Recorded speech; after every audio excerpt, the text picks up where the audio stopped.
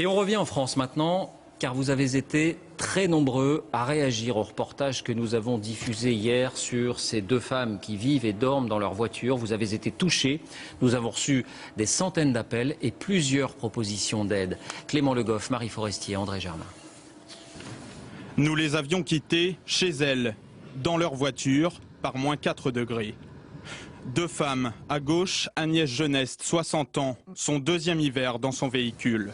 À droite, Naïma Maïch, 36 ans, elle y vit depuis 1 mois et demi. Je mets ma couette. J'arrive pas à réchauffer mon corps. J'ai froid et j'ai froid. Alors, normalement, je me change, mais quand il fait si froid, je reste avec mes affaires. C'est trop froid pour se changer. Toutes les deux ont été expulsées de leur logement et refusent les centres d'hébergement d'urgence. Depuis la diffusion du reportage hier soir, leurs témoignages ont suscité des centaines d'appels et des dizaines de courriels à la rédaction. Des propositions de logement temporaires ou des dons pour leur venir en aide. Un élan de solidarité que nous leur avons présenté aujourd'hui. C'est positif, ça va dans le bon sens. Non mais je pleure d'émotion, c'est de l'émotion parce que je ne m'attendais pas à ça. C'est fou. Ni l'une ni l'autre ne s'y attendait. Je me dis peut-être que je vais m'en sortir avec la solidarité humaine. Et ça existe. Et je suis bien contente que ça existe encore. J'ai plein de mails de gens de Bretagne, etc.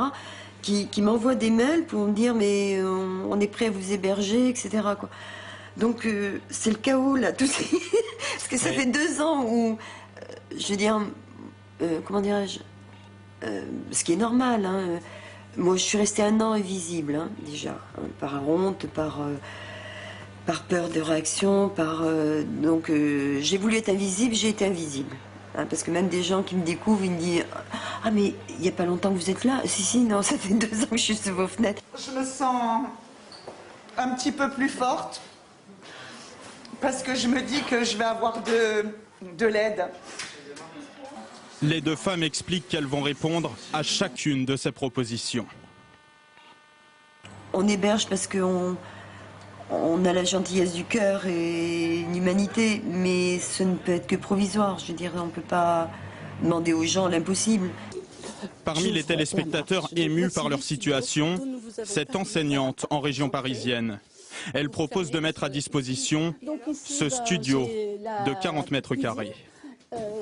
Une douche, un petit coin à lavabo, l'image de ces personnes dormant dans leur voiture qui nous a vraiment choqués, quoi. Et donc du coup, on s'est dit, on a un lit confortable, un chauffage, pourquoi ne pas leur permettre de dormir pendant quelques nuits au chaud? Mais cette nuit encore, Naïma dormira dans sa voiture. La solidarité spontanée d'inconnus, c'est une première pour elle. Agnès Geneste fera de même. Aujourd'hui, elle n'a rien changé à ses habitudes. Elle est partie vendre ses poèmes dans la rue.